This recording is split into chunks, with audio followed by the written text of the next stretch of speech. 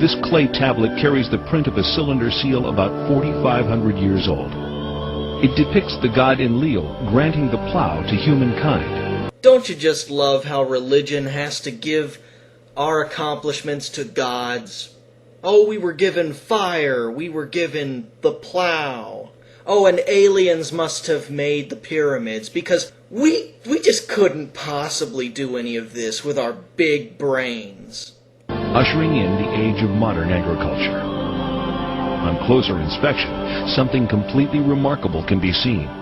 A detailed depiction of the complete solar system configured identically to that known to contemporary science.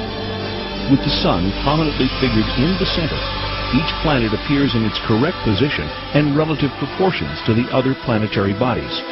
Really? Really? How about you look at that again, and then look at a model of the solar system to scale? On the outskirts is one additional planet, a 10th, not currently located by astronomers of our modern era. Astronomers around the world are on the lookout for this evasive celestial sphere, as a growing body of physical evidence indicates that it does in fact exist. There is no physical evidence. They're just going to present mythology as evidence. We're somehow unable to detect any gravitational effect of this 10th planet.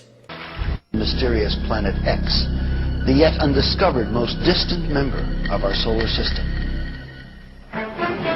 According to modern science, prior to the invention of the telescope in the 1600s, humanity had no knowledge of outlying planets beyond Jupiter, as these bodies cannot be viewed with the naked eye. Since the day of Galileo Galilei, optical astronomers have amassed an important body of knowledge about the outer planets. These theories established by astronomers from around the globe have been uncontested these last centuries. With the technological advancements of our day, new vantage points have developed, such as the unobstructed view of NASA's Hubble telescope and the perspective gained through unmanned probes sent on reconnaissance missions to the outer reaches of our solar system. These breakthroughs in space exploration reveal many inaccuracies in earlier astronomical conclusions. Inaccuracies don't help you at all because no one's found any evidence of Nibiru. Oh, but just because there ain't no evidence of it doesn't mean it don't exist. The surviving historical records of the Sumerians reveal the story of an intruder planet, Nibiru, which appeared out of deep space, drawn into the center of our solar system by the planetary pull of Neptune, Uranus, Saturn, and Jupiter. On an opposing orbital path with the seventh planet, a planet referred to in Sumerian records as Tiamat, Nibiru's new orbit around the Sun placed the two planets on a collision course. As they draw near, one of the satellites of Nibiru crashes into Tiamat, cracking the planet. Subsequent collisions smash half of Tiamat completely, breaking the pieces into what develops mostly into the asteroid belt. The other half of Tiamat becomes Earth. What the fuck was that?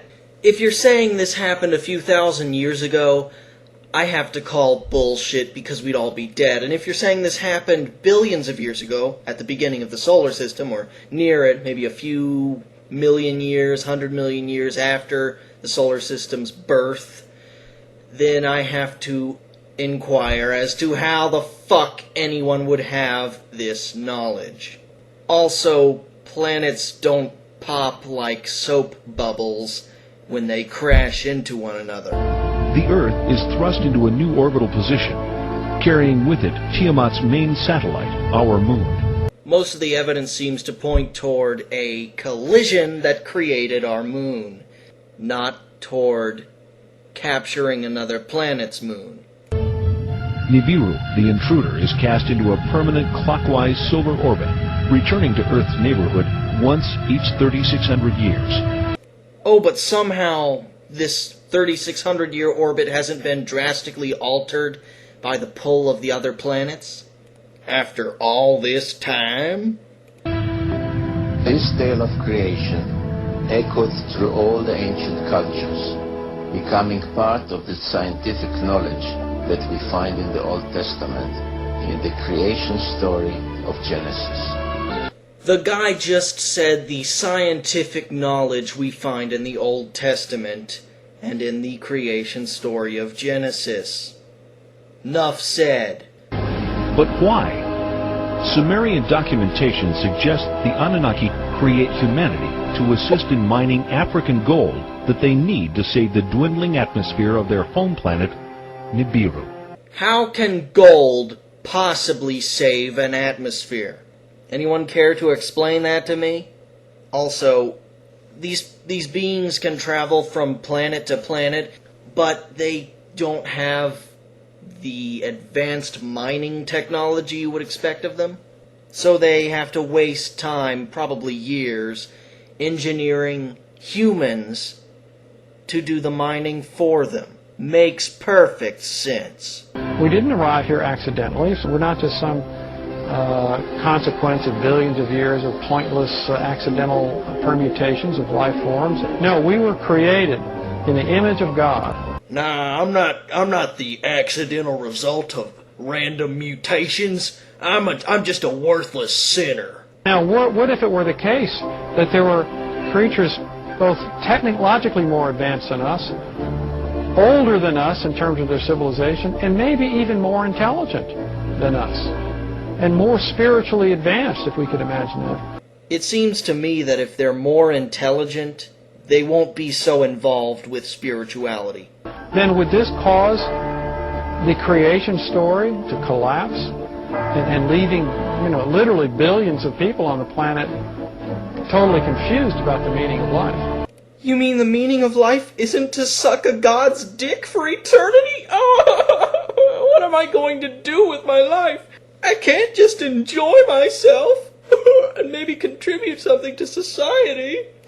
Some researchers believe that Mars was habitable as little as 10,000 years ago. Some researchers believe Mars was habitable 10,000 years ago. Who believes that nonsense? A few years ago, most of us would have laughed at these ideas. No, we're still laughing at that shit. Hi, I'm Robert Sepper. I'm a fucking dumbass. And here's the latest from these fucktards. Barack Obama is the reincarnation, or clone, of the Egyptian pharaoh Akhenaten. Because they think he looks like Akhenaten. And his family looks like Akhenaten's family, too.